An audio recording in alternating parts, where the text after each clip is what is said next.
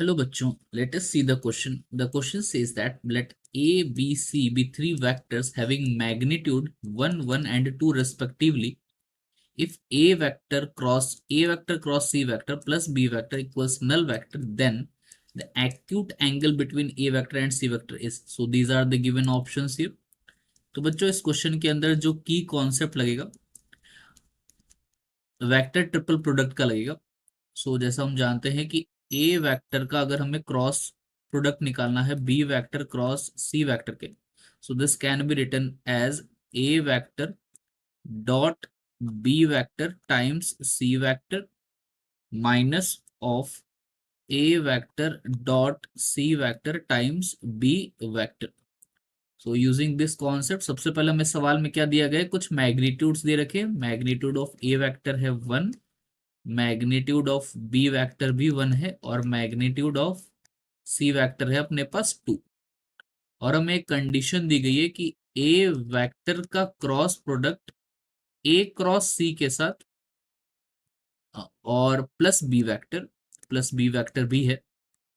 This comes out to be equals to null vector. So this can be written as a vector dot a vector times c vector minus a vector dot C vector times a vector plus b vector को हम दूसरे side ले जाते हैं तो वो minus of b vector बन जाएगा। तो this implies a vector dot a vector will be 1 जैसा हम जानते हैं। Dot product of similar vectors comes out to be equals to this will be magnitude of a का होल स्क्वायर, और magnitude of a हमारे पास सवाल में 1 दे रखा है। सो ये 1 आ जाएगा। सो ये 1 times c vector minus a vector dot C vector times a vector equals minus b vector आ गया। तो this implies that c vector minus a vector dot C vector times a vector equals minus of b vector. Now we will square both sides. Is first of all we will take magnitude and then square. So taking magnitude and squaring both sides, तो हमें मिलेगा magnitude of c vector minus a vector dot C vector times a vector इसका square equals magnitude of negative of b vector का whole square. So from here we get this equals to magnitude of c square then plus a vector dot c vector का square होगा। So a vector dot c vector इसका magnitude का square times magnitude of a का whole square minus 2 टाइम्स a vector dot c vector टाइम्स a vector dot c vector, और ये comes out to be equals to magnitude of b vector अपने पास 1 है। सो ये 1 का स्क्वायर 1 ही आ जाएगा। सो हम लोग कंसीडर कर लेते हैं let angle between vectors a and c, जो हमें फाइंड आउट भी करना है इस क्वेश्चन के अंदर ए वेक्टर और सी वेक्टर के बीच में b theta. So this implies magnitude of c vector हमें पता है सवाल के अंदर दैट इज 2।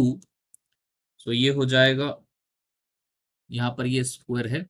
सो 2 का square plus a vector dot C vector हो जाएगा उसके मैग्नीट्यूड का square, it means will be magnitude of a vector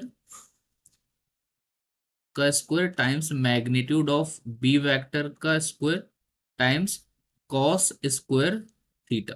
जैसा हम जानते भी हैं a vector dot b vector ये होता है magnitude of a vector times magnitude of b vector times angle between cosine of angle between them and then minus twice of A vector dot C vector इसका square, so ये हम लोगों को मिलेगा 2 cos theta का whole square, so this will come out to be equals to 1। ये यहां पर सी वेक्टर आएगा, not A vector, A B नहीं आएगा, सी वेक्टर आएगा। सो सी वेक्टर अपने पास ये इक्वल हो जाएगा 4 plus magnitude of a vector is 1, so 1 times 4 cos square theta minus ये हो जाएगा 8 cos square theta, this equals to 1। So यहां से हमें 4 cos स्क्वायर थीटा की वैल्यू मिलेगी that equals 3, which gives us cos square theta as 3/4। So यहां से हमें cos थीटा की वैल्यू मिल गई दैट इज पॉजिटिव ऑफ √3/2। अब यहाँ पर थीटा जो है अक्यूट है, इसलिए हम लोगों ने नेगेटिव वाला पार्ट नहीं लिया, नेगेटिव नहीं हो सकता, सो थीटा जो है अपने को मिल जाएगा π/6। सो ये हमारा आंसर हो जाएगा, that is option A. So hence option A is correct. Hope you have understood it well, best of luck.